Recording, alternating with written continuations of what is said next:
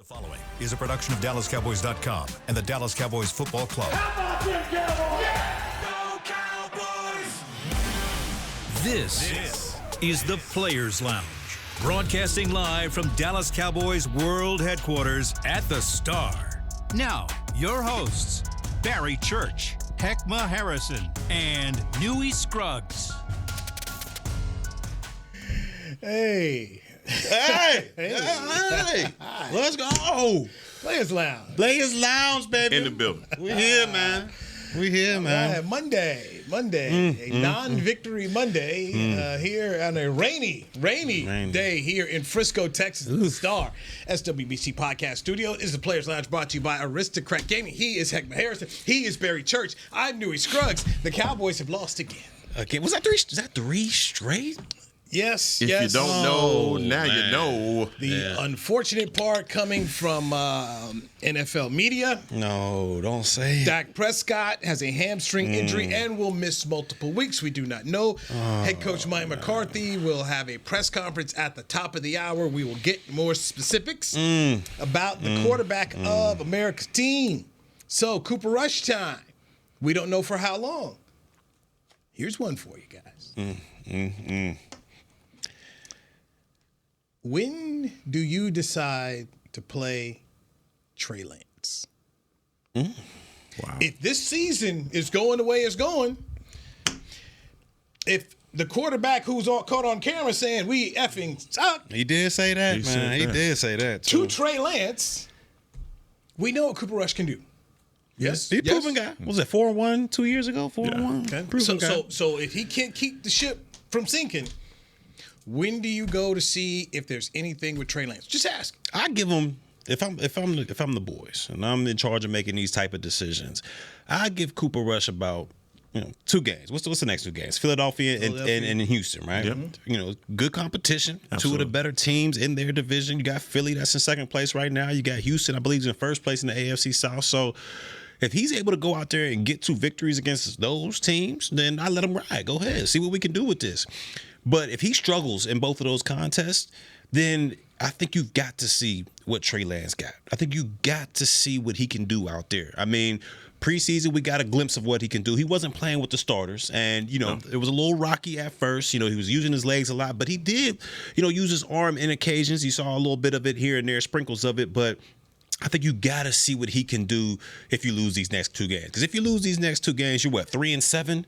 3-7, that's a nail in the coffin. It's over. It's a wrap. Kiss the baby, whatever you want to call it. The season is done at that point. So once that happens, I think you've got to go to Trey Lance to see what he got, what he can provide. Maybe he can provide a little spark, and maybe you see what he can go into next season. But I think that's in time when you gotta bring Trey Lance along at that point. Man, you can ride with Cooper Rush because you know what he does. He's a proven backup. He's giving you quality minutes and quality games when Dak has gone down with an injury. And right now, you may get a second chance at providing some value for your third quarterback if Cooper Rush, like you said, doesn't play well, or you have an opportunity now to insert him into a game in some packages, period. Yeah, that's true. That's true. And so, to me, I think this is the situation that you absolutely did not need at this point in the season with the and I went back over. I keep looking at the tape to find out how the hamstring injury happened. I'm not no quarterback savant by any means, but it does seem like me, sneezing in the shower and blowing my back out. What I'm saying? It's like one of those things of just how did that happen? Because he's off balance, he throws the ball, and then something happens in his hamstring. Man, I just think this just heightens how weird this season has been when Dak, strains his hamstring throwing the ball. It's just one of those. It's one of those things. Offensively, we have to get some fire, something ignited from somewhere. 75 was my number in the running game. I talked about it, man. You got to get 75. Rico Dowdle went out and got you 75, and still the passing game didn't give you anything at all. Not Not nothing else. And so, Cooper Rush came in. He did complete some long passes, and if Dak is hurt or even on the fringe at this point, I still say put Cooper Rush in there because I don't want him to tear it. In this situation, let me throw something at y'all real quick. Let's just say after those 2 games, you throw Lance in the game, for the remainder of the season. He plays well. Let's just say he plays, good enough. You put a lot on tape that he's playing well. Right. Could you then, in turn, throw a tag on him and open it up for trades? That way you can get some picks. Could you then do that if it was that situation? Because he ain't going to – Prescott comes back, he ain't going to play. So here, first off, you talk about a tag. Yeah. Can you tag and then – but isn't there's other tags besides this franchise, isn't there? Well, I don't know anyone that is just not the quarterback tag. Yeah. You're going to have to take the median of all the highest paid quarterbacks. Well, yeah, but here's the scariest thing of all. You throw a tag on that dude, going to run and sign it. Well, yeah, that's true. Yeah. Like 30 something, man. You can't afford because he's done after this year. Meteors don't move that fast. He's done after this year, right? Yes, his contract is up. He's a free agent. Cooper Rush is a free agent. And I say this in the lens of Dak's going to miss multiple weeks. We see where this thing is going. God bless Cooper Rush. He's not a magician. All of a sudden, this blocking's going to get better and defense is going to. This is what this is. Yeah. So if you're seeing what Trey Lance has, and if Trey Lance shows you something, with Dak Prescott being injured again, you're going to have to start to think about who's our backup quarterback. Who is it? Because both guys are going to be free agents. And if Trey Lance has anything and you want to build, I just asked the question because right now you are getting to the point where you better figure out what do we have for 25. Yeah. It's gonna be interesting in 25 because there's a lot of cats that's gonna want some bread other than these backup quarterbacks. A lot of free agents. A lot. That's where I point to is the fact that you have so many free agents, a lot of 1-year guys, a lot of expiring contracts, and as tomorrow draws nearer, I think you start to see. I would hope that you start to see movement with those first and foremost, the guys that have those expiring contracts. Like it's a pickle, and when it comes down to the quarterback position, I just look at Cooper Rush as the guy that is proven, that has shown you. Was it Chase Daniels, the quarterback that was a backup forever in the NFL? About 14 years. 14 years. He's just like a journeyman backup quarterback. South Lake Carroll. Yeah. Cooper Rush is that dude to me. Cooper Rush is the dude. Hey, stand over here, make your millions, hold a clipboard. If we need you, you could come in here and give this guy give us some quality games. He's done that for you before. 4-1 in situations, in instances, you can't trust the latter to say that he could be that guy that could come in and fill in games for us. I mean, who else do you have at the quarterback position? Brian Anger? Let's not even talk about. And I'm not here to judge Cooper Rush on his ability. We know what he can do. Yes, we know it. Mm-hmm. But he's not going to be able to fix this thing. Oh, no. Heck no. So for the fans out there, I got rid of Dak Prescott. Stop. Cooper Rush is not going to be the elixir here. This thing is too big for Cooper Rush or anybody to fix. There's too many holes. It's bigger than me. You need Tom Brady to fix it. There ain't no way. There is very much Nino Brown on the stand right here. This thing is bigger than me. If I'm going down, I'm taking a whole lot of people with me. And now a whole lot of people right now, the ship be sinking. Yeah. But as I look at the sinking ship, you must think of what about 2025 as you decide who do we want to start to bring back. Hek'ma, you bring up a very good point. The trade deadline is tomorrow. Who would you like to possibly move on? Because Jerry said after the game, we could have some stuff in mind. No. Who do you move on? Who do people want? That's the biggest thing on a 1-year deal. Who do they want? And then what are you really getting? You really only got one person in mind that could, garner some attention. And that's, to me, is Jordan Lewis. I mean, he's playing phenomenally at that slot cornerback position, and he could help out a lot of teams in the National Football League. So that's the one guy that comes to mind that you may be able to get some value. That has value that you might be able to get something back for. And maybe Odigizua. Maybe Flash Cooks. Guy.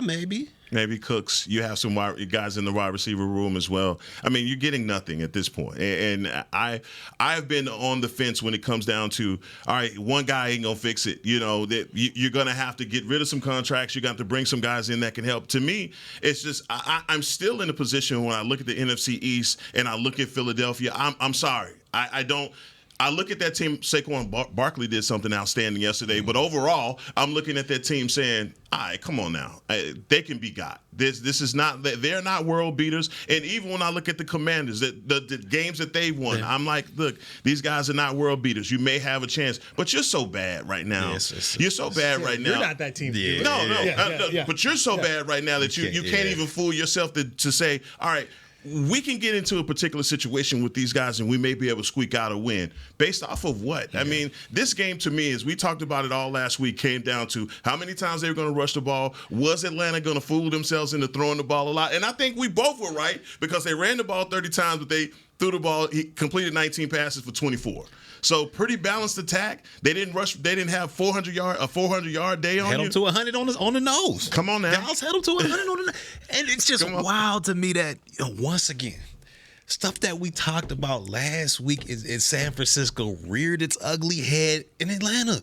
What is going on with the communication in the back end? Like, what? These are veteran guys. These are guys that can get the job done. Yeah. Zero coverage.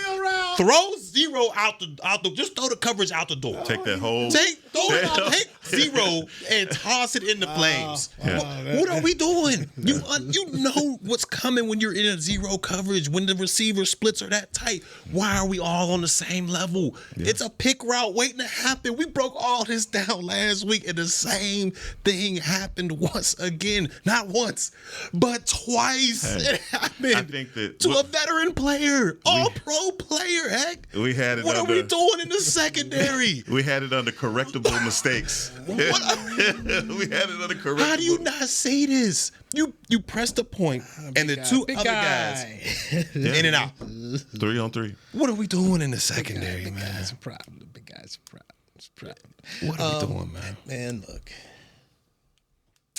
This is how you get here. Remind me of 15. This is how you get here. And it's sad to watch. There's 9 more weeks of this. Oh, yeah. Man. The quarterback is out for multiple weeks, according to reports. We'll see exactly what the wide receiver is doing.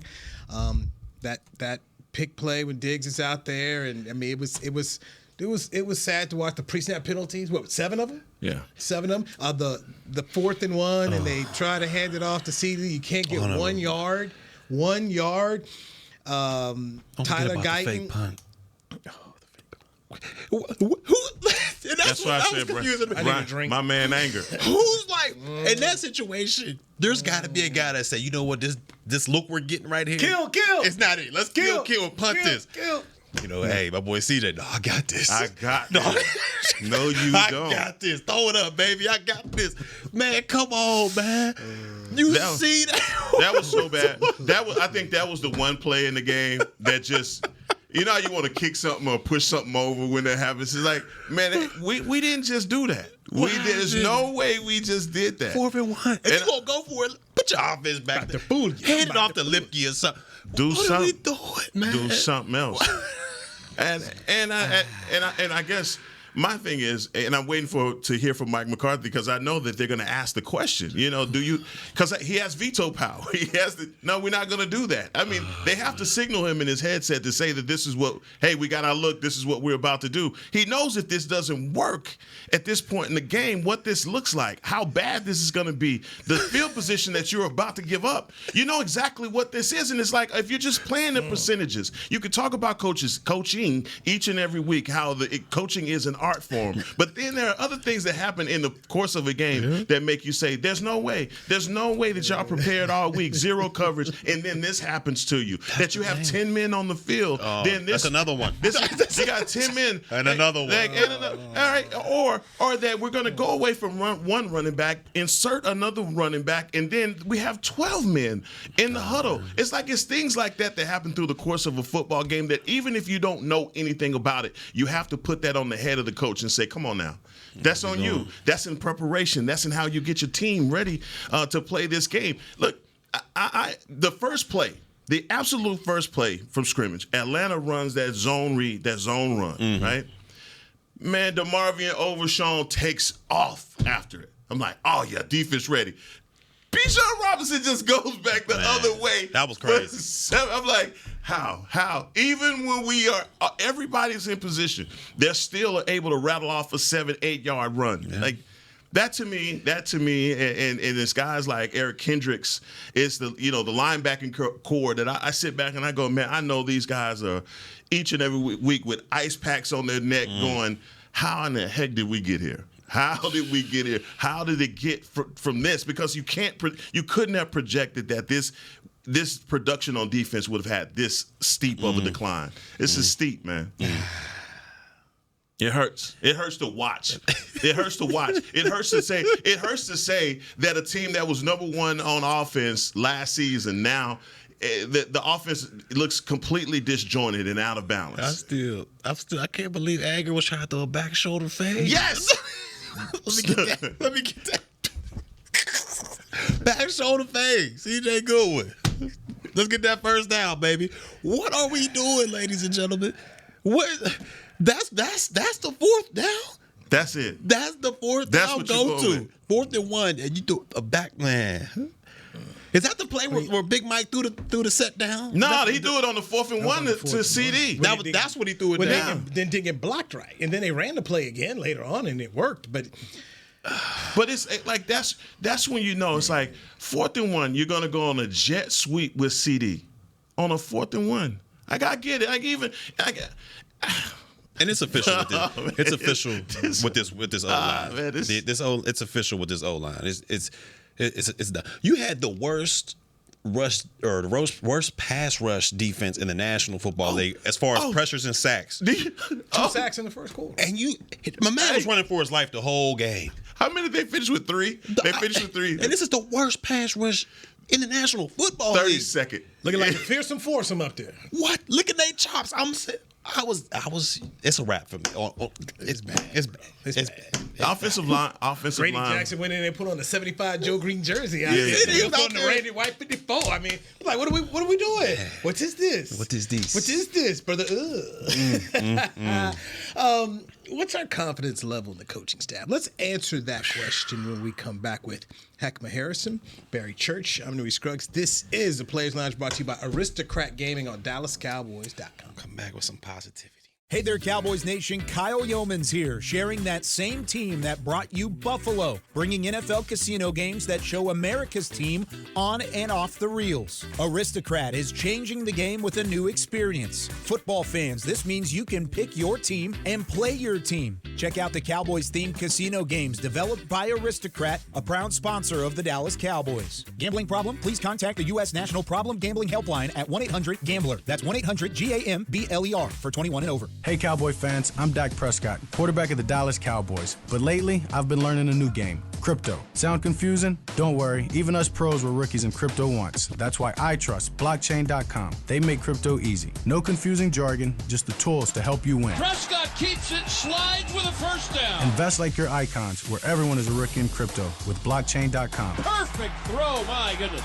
Wow, did he ever thread the needle. Visit blockchain.com/Cowboys to get started. It's the official men's skincare brand of the Dallas Cowboys, Jack Black. And right now, Cowboys fans can get 15% off their $75 order. Plus, because every deal needs a playmaker, your order will include a free 5-piece skincare set and free shipping. The Jack Black Playmaker is 4 of Jack's favorites and a full-sized intense therapy lip balm. Make a play for the Playmaker at getjackblack.com/Cowboys with the code CowboysVIP. That's getjackblack.com/Cowboys with the code CowboysVIP.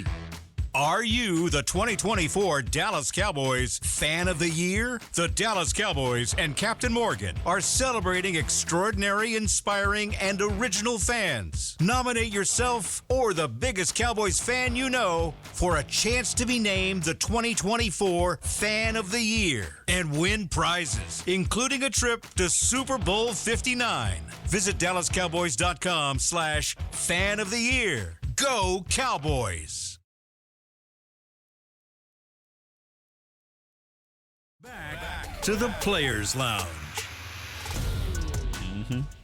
Head to AT&T Stadium to experience Rally Days presented by SeatGeek on Saturday, November 9th from 10 a.m. to 2 p.m. Get ready to cheer on your Dallas Cowboys with tours of AT&T Stadium, autographs from the Dallas Cowboys cheerleaders, ticket giveaways, games, and more. Visit attstadium.com/Rally Days to get your tickets today. Thank you, Hek'ma Harrison. Players Lounge on a Monday. Cowboys lose again. Barry Church is here with us. I'm Newy Scruggs. So we'll get to Ezekiel Elliott here in a minute in this segment. But what is the confidence level now in the head coach, Mike McCarthy? His contract is up after the season. Dennis Allen of the Saints was fired today. They lost to Carolina. They beat the Cowboys. He never win another game. This is in Arlington. Brother left all the wins here. Just left everything here and win another game. I mean, you lost to the Panthers, who put Bryce Young back in the starting lineup. Bryce Young had winning game. It felt like he was in Alabama one more time. So he was fired. So that's the second firing. Got Robert Saleh with the Jets gone. Dennis Allen gone. Jerry said he's not firing Mike McCarthy, but just right now, after what you saw on Sunday, thoughts on Mike? My confidence level, it's extremely low. Extremely low right now, because what he's in charge of has not, panned out offensively. I understand last year was last year, great offense. This year you're ahead of the offense. You got one of the worst offenses in the National Football League. Not only red zone, but just overall one of the worst offenses in the National Football League. You're ahead of game management as well. And at the end of the day, you may say, hey, that wasn't my call to go special teams, whatever. You're the head coach. You're the head coach. That's you. That's your decision making. All right. Not only the decision to throw the fake punt or do the east-west reverse on 4th and 1, but you're setting your defense up, who's already struggling with short fields. I mean, these are the decisions that come down on the head coach, and he hasn't been doing a great job all season long when it comes to that. Now, with that being said, after the game was over, Jerry came down and something that happened was he, went in there and gave a speech to the team. That's something that you don't want that to happen if you're a head coach or a player. In 2010, Mr. Jones did the same thing, came and did a speech to us because we were playing god-awful. And as soon as that speech was done, somebody had to go. And we all know it was Coach Wade. He had went and gone. All right. So that's what you don't want to happen. You don't want your owner to have to come down and address the team. It's okay if he addresses the media out there after the game, but when he comes in and addresses the team, that's something that you don't want to have happen. So to me, my confidence overall is just extremely low, and you could tell the frustrations around this whole building that it ain't good, brother. Yeah. It ain't good. It ain't good. I'm glad you addressed it because I thought that was one of those moments. You don't want that. Yeah, man, you don't want to see that. But very well, I look at what has happened around the league this year, and we've seen coaches get fired already for less. It just started in New York with Robert Saleh, who is the defensive coordinator and the head coach, but his defense was performing well, but the other side of the ball wasn't, with guys that he appointed because of the quarterback, and he ends up getting canned for that. He did. Dennis Allen, the situation with the Saints, he's look, things are not panning out, and organizations are just moving on. I look at Mike McCarthy, and as much as I've admired his career, I looked at a guy that was doomed from the beginning walking into the season without a contract. Everybody knew that, look, if things didn't get off to a great start, what the rumblings were going to be, and we're already there. We lame duck, hot seat, whatever else you want to put on top of it, guys, already talking about interviewing for his job through the media. We got a lot of that going on. And if you're Mike McCarthy, you've got to be sitting there, I'm not, his pillow talking at night has got to be, baby, I've been set up to fail. This is a tough one to have to overcome, especially when you can go back and look at the tape and see your players not playing 100% up to their potential. How do you rate that as a coach when you're like, dude, I've seen you do this 100 times and you're going to do it like that now? Like look, you're not setting your defense up for any success with the play calling. I mean, it looks rather similar to some play calling that we've had in the past. Herky-jerky, rhythm to it, none of those things. And you want to call it personnel changes. We said last week, you're going to have to change something within your scheme coming into this game because the way that you played the week before, that ain't it. Playing against Detroit, that ain't it. That's not going to get you any success. What do you turn around and do? You throw the ball 50 times.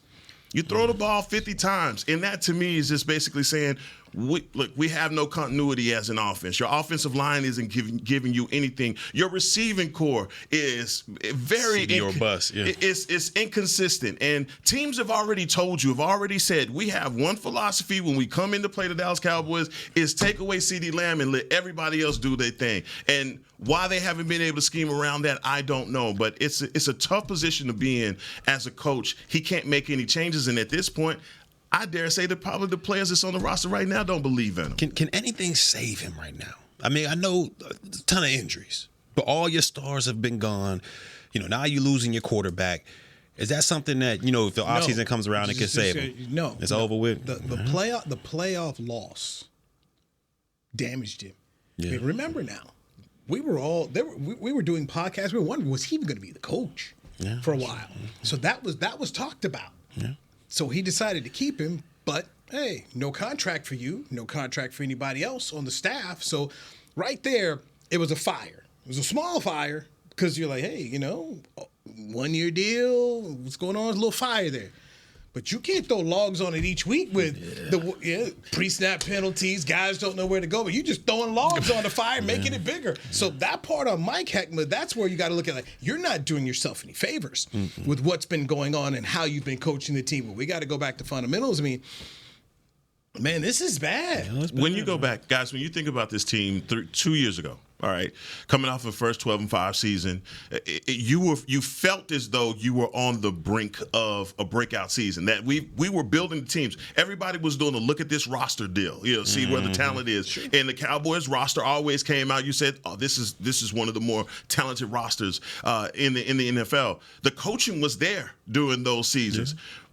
How much of the responsibility falls on the players? Because if I just go back to Green Bay last year, that Green Bay game where you're on a roll and winning games at home and you come out and you play like that, your defense plays like that. I mean, no matter how you would have executed that day, Green Bay would have beat you with your best and their best because you couldn't stop them. How much of it do you put on the players too? I know Mike McCarthy is going to be the scapegoat no matter what, right? But how much of it do you put on the players? Oh, you got to put a lot on the players. And we talked about it because these guys have underperformed across the board. When you look at it, defensive line-wise, underperformed. Second-level linebackers, wide receivers, even the quarterback has underperformed from what we were used to seeing from these guys.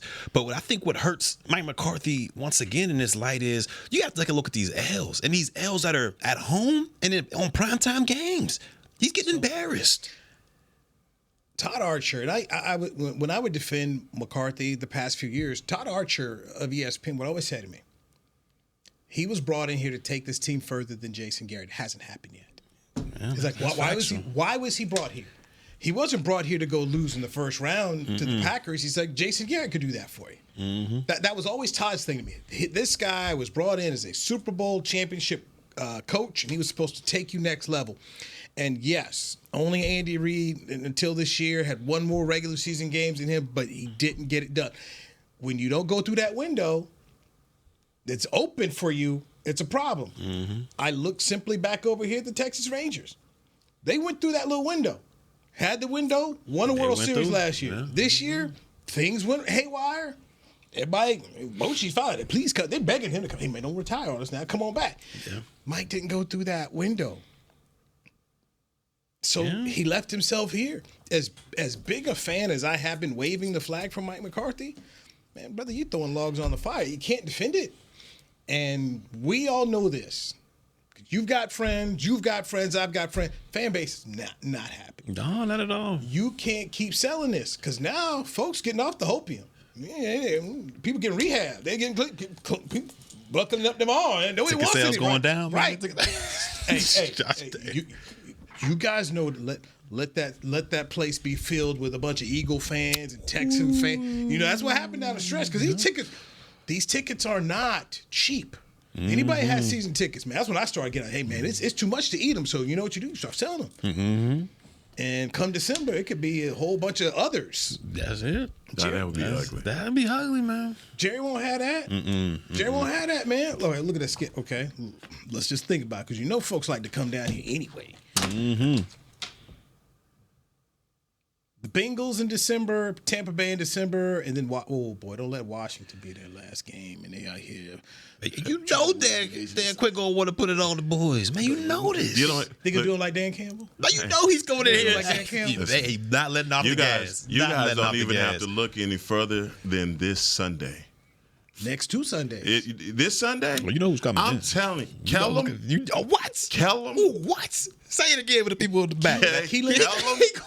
Kellum got a vendetta. He gonna air out. He gonna do it all. He got a vendetta. Saquon might get 60 carries. Kellum got a vendetta. What? The next 2 weeks, because you know Texans fans coming up in here for their taste. Oh yeah, they gonna try to get a piece of it. Man, That's embarrassing. I mean, and you all know it's coming too. So, and what based off of what you seen, we talked about last week about Atlanta, and I was sitting back there looking at Kurt. I'm like, ain't nobody even touching Kurt. Kurt was not just even touching Kurt. And it was so crazy because you had individual spots that you like, oh, he's playing all right, like Carl Lawson. When the guy to size, man. But it all gets overshadowed because of the final product. Can we talk mistakes? 10 people on the field. Again, mistakes again. As a safety, do you look at some of this as a safety and you're looking at the play of Wilson and those other guys and you're like, man, do they not understand like the responsibility? Do you 1,000%. Okay. You look at that and it started for me last week. Okay. You were 0. What you doing outside? Right. Then you look at this week, the over to McLeod, the 3rd touchdown for Kirk Cousins. Yeah. Everybody was dropping coverages. They even pointed it out during the broadcast. He's coming in his own. You got to pick him up. Yeah. And my man, I hate to pile on him, but he just looks lost out there. Yeah. He looks lost out there, and they try to move him around a little bit. All right, we're going to take you out of the box responsibilities, put you in the back deep end of the field, and it just hasn't worked out. And that was my main concern when we talked about this way back before the season started. The 2 deep safeties, how can they perform in the deep half of the field? Because all they were used to doing in that Quinn system was being in the box. Yeah. That was my main concern. But Nate told you last week, wouldn't they say, get back and tackle? We saw a lot of missed tackles. Don't matter how far back you get. Let's get our last break in here. Ezekiel Elliott was told to stay home, mutually agreed upon. Hek'ma Harrison, Barry Church, Newy Scruggs. We will dive into Ezekiel Elliott and how much longer do we expect Ezekiel Elliott to remain with the Cowboys? Let's do that next on the Players Lounge, brought to you by Aristocrat Gaming on DallasCowboys.com. Hey, Danny McCray here for Smoothie King. You know every great workout deserves a great reward. So treat yourself right with new coconut smoothie bowls. Made with real fruit, crunchy, purely Elizabeth granola, creamy coconut, and topped with the chocolate hazelnut or honey drizzle. With 2 new flavors, it's perfect for you and the workout buddy. So you both can stay on track even after you leave the track. Scoop up new coconut smoothie bowls only at Smoothie King, the official smoothie of the Dallas Cowboys. Hey y'all, Matt Pittman of Meat Church here. With football season kicking off, I'm already gearing up to bring the smoker back to AT&T Stadium for some epic tailgates. But with that Texas heat, it's crucial to keep my beer hand cramping cold. That's where Yeti's insulated Colster can cooler comes in clutch. This year, you can even get them with the iconic star engraved on the side. Licensed Yeti Cowboys gear is now available at Stadium Pro Shops, concessions, and on Yeti.com. Check it out today. Yeti, official cooler and drinkware of the Dallas Cowboys. To kick off the 2024 NFL season, Boss teamed up with the Cowboys and Micah Parsons to launch an iconic apparel collection. The Boss Cowboys collection unites football and fashion while reflecting what it truly means to be a boss. Arriving just in time for the start of the season, the distinctive attire from the latest Boss Cowboys expansion offers sports aficionados and true bosses the chance to show their team spirit and style. Get yours today at nflshop.com/HugoBoss, HugoBoss.com, and Boss retail stores. # be your own boss. Raising Cane's presents the other rules of football. Rule 1, any broadcast without the express edition of cook-to-order Cane's chicken fingers is prohibited. Rule 12, no crinkle-cut fries, Texas toast, or craveable Cane sauce constitutes an illegal formation. And Rule 31, anybody who loves to feed their game face is an eligible receiver of Cane's. When it comes to winning game day, Cane's rules. Raising Cane's chicken fingers. One love. Go Cowboys. Back to the Players Lounge. Witness the biggest boxing event in modern history at Netflix and MVPs Paul versus Tyson and Taylor versus Serrano. Head to AT&T Stadium on Friday, November 15th as international superstar Jake Paul takes on the baddest man on the planet, Mike Tyson. And don't miss Katie Taylor and Amanda Serrano's long-awaited rematch for the undisputed super lightweight championship. Limited tickets are available now at SeatGeek.com, the official ticketing partner of AT&T Stadium. Tyson got a shot. Tyson got a shot at that. Hell no, man. He about to get. I'll tell you, 58. Man, he about to get rocked. No, listen, Hassan man. Rahman. This is giving the game a black eye. This is really giving the game a black eye right here. If Jake Paul knocks out Mike Tyson. I'm just telling you right now. And just as far as boxing historians, I mean, this is as bad as it gets in boxing if Jake Paul beats Mike Tyson to me. And you know what the thing is, rightfully so. Rightfully so. However they got it set up money wise. Oh, he gonna get a check. Oh, he'll get a check for sure. But this that money grab portion of guys' careers that you hate to see it. Man. You hate to see it. I hope he don't go out just wobbling like, oh man, like help me out there, hanging on the ropes. I can't. I'll turn it off if I see that, man. I can't see Tyson just on the ropes just help me. Come on, man. It's like it, man. Like that would be, man. You would think man, you've done something in your life to have enough money to where you don't get whooped like that, man. Because you know Jake Paul is going. Man, he probably as soon as he run out of oxygen, once the 58-year-old lungs take over, he gonna be on the thing. Throw in the towel. I might come in. Throw the towel for him, man. Throw it, man. Get him. Oh man, get him up out of there, man. He better be bobbing. But if he knock him out, if Mike Tyson knock Jake Paul out, man, I'm gonna be happy, man. If that happens, it's gonna be a party. I would be so happy if Mike Tyson knocked this man out. But if it happens, if he gets the pause put on him though, that's what I'm saying. That's what I don't. If he like in the interview after the game, Mike Tyson got them Bugs Bunny knots on his head, looking like Martin Lawrence. That's it, Hitman. Gina, I'm gonna be like, oh, I love you, Gina. Oh, hell, Tyson. I just don't want to see Mike look like that. Yeah, don't go out, not like these. Not like these. We were transporting Mike to the Baylor Scott and White, and I don't want none of that. None of that. This knockout brought to you by I don't want none of that. Well, I can't, Mike Tyson, dog, I'm telling you, dog, Mike used to be the guy that no way. Not the Baylor Scott. No way Jake Paul would have. Here comes the Baylor Scott White ambulance. Oh, man. I don't want to see that. I can't. I'm telling you, man, it's like it does not need to come. This guy would walk in with no socks on. No socks. Mike Tyson, no socks. He was scared of life out of this guy. No man. robe, just had on a white towel. White towel with a whole cut in it, man. Nobody wanted to fight Mike Tyson. Baddest man on the planet is fighting Jake Paul. And then they push it back because he had health issues or something. Yeah. So now man, his gout flared up. The problem in the black community is we sitting around here still thinking that old LL Cool J song bad when he said, I'm like Tyson, icing on my soldier at war, making sure you don't want to battle me no more. Yeah. It's over with. That's not that guy. That's the guy that I saw in my dorm room get knocked out by Buster Douglas in Japan. He's gone. The myth is gone. Damn. I was there in Las Vegas when he bit Evander Holyfield's ear. That might have been the first boxing match I watched. I was like, that's how they do it. And I remember because I was sitting up in the free media seats way high, so you couldn't really see. So I'm like, nah, that didn't happen because it was like two reactions, and he was like, oh, like they saw like, oh, he did it, and then there was fools like me. Nah, there's no way he did that. Right. Nah, he didn't do what I think he did. So then they stopped it. He was jumping around. And then they had him fight again. And then he bit his ear one more time. Like, oh, okay. And then they stopped the fight. And people left mad. Right. But, hey, Evander Holyfield was headbutting the hell out of him.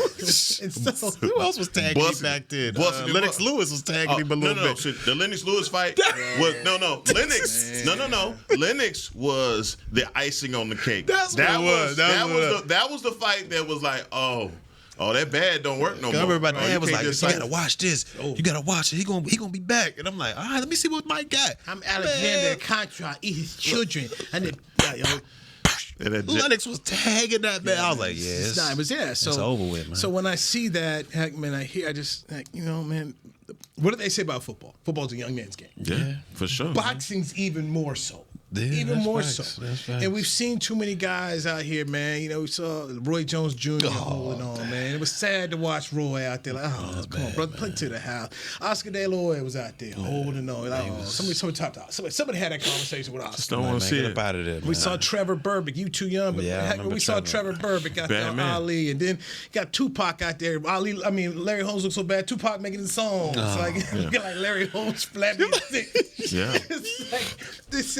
So then you see these thirst videos from Mike. You fighting air, and looking all good. Like, you don't want it, but you hear that? It's not designed for you to. The video, nobody's hitting you back on the video. Yeah, like those Trey Lance videos we saw this summer. And we see routes on air, right? And we saw plenty of those. I mean, if God wants to promote himself, we got a cannon out here. Remember those not the Dak, remember the Dez videos you used to see when he was out there, man? Oh, look at Dad, we should sign it. Or them Zeke trash can videos where he going through he going through the. I'm like, he look every year. It was the same, man. It was the same thing every year though. So man. and what do we do? Social media make us fall for it. He's like, he look quicker than Jerry signed. Look, he wasn't that bad in New England. New England was a bad team. He's dynamic, right? He's that man. Fooled again. And Ezekiel Elliott sent home mutually agreed upon that Zeke would stay at home and healthy scratch for the game. Before the season, we had a little total of how many yards Zeke would get. Yeah. Dude, at $149. Who had a $149? That's what he got right now. I thought somebody predicted a $149. I'm like, oh man, you should play the numbers. I went 465. I thought he would get them 8 tubs, but he ain't. You had him at 525. Heck, you had him at 700. I mean, I don't know if he's gonna meet none of them numbers at this point. Is he gonna be on the team? Is really the question. That's where we're at now. Forget meeting a number. Yeah. Do you keep him on the team for missing multiple meetings? And ultimately, it comes down professionalism. That's what it comes down to. Are you going to be the team player? Like, are you like? We all understand you're going to go down as one of the best running backs to ever play for the Dallas Cowboys. Looking at his numbers, but if you're not providing anything for this team as far as offensively, special teams, and you're going to also have an attitude in the locker room, be a distraction in that locker room, what warrants the jersey at that point? That's where it comes to me. Like, what warrants you having a jersey and still having a spot on the roster if you're not going to go out there and be that scout team running back, right, or go out there and give these guys a look to what they're playing up against next? I understand it's embarrassing. It's a shot to the pride. It's a shot to the ego. I've been there. Not my last year in Jacksonville. I went from starting to just playing on third downs, and it hurts. It hurts because you're like, man, I can still. But then when you look at the tape, you got to look at yourself in the mirror. And you look at the tape and you sit there and say, man, I'm not that player that I once was. 99% of the guys that play this game for a long stretch of period of time, this happens. I mean, look at Romo. His last game for the Dallas Cowboys, he was on the bench. Yeah. I mean, you look at Jerry Rice. He bounced all over the place. Seattle, Jerry Rice bounced all over the place. Even Dez Bryant. He was cut from here. Went to the Saints and tried to go back. It wasn't able to do it because of injuries. You never leave the game how you want to leave. Yeah. The only person that was able to do that was Tom Brady. He was able to play as long as he wanted to play, got to the playoffs, got bounced, and he called it a day. He rode on his high horse up out of here. Cowboys ended his career. Yeah, they did. John Elway left with a Super Bowl win. He did. Jerome Bettis up with a Super Bowl win. Michael Strahan left. But you're right. 99% you ain't going to go out like that. It's not a fairy tale ending. Nope. But here comes the question. Should this be the end? Look, I was one of those people that felt like all the success he was having last season, I was like, damn, he could be doing that here for us. Was missing it.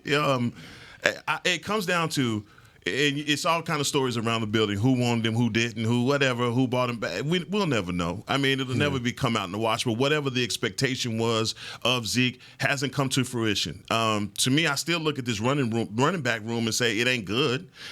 Somebody has to. You could give it to Rico Dowdle, 12 carries, 75 yards. Probably had one of his best games, 15-yard run that probably let you say, hey, number 23 has some juice to him. But outside of that, you hadn't gotten anything. We've been begging for Dak to to run the ball. Finally got that, and then he blows his hamstring. So it's like, damn, we can't win for losing in these situations, and we absolutely do not know what Deuce has. We don't know. It's time they gotta show. We don't know. Gotta show something. And we've asked what Dalvin Cook has 2 carries for 8 yards. I mean, if it's running back by committee or giving guys opportunity to tote the rock, we're not getting enough out of that room, and it's not changing enough of the dynamic on the ground game for it to even be sufficient. Hek'ma, you said something right there, and I really, really think it goes back to the start of the conversation. We talked about Trey Lance. You need to start looking at 25.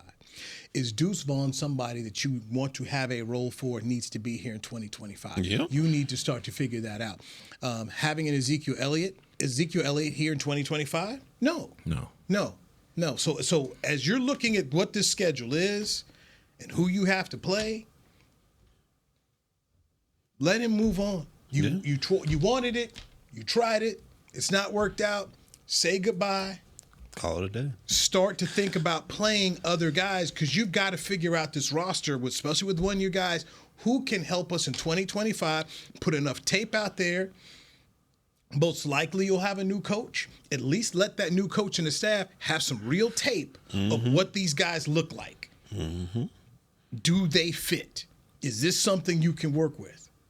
They've got to answer those questions, because if you're a general manager, you're looking at this year, but you've got to look at next year, too. Gotcha. You've got to start to look at next year.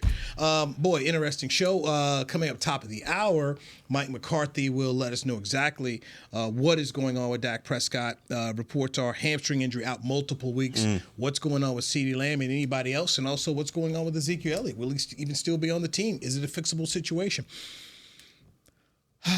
Lots to go here in Cowboy Land. Thank you, Hek'ma Harrison, for joining us today. Barry Church, thank you for joining us. I'm Newy Scruggs for Chris Beam, Jazz, Josh, everybody who's been a part of this. The Players Lounge will return tomorrow right here on DallasCowboys.com.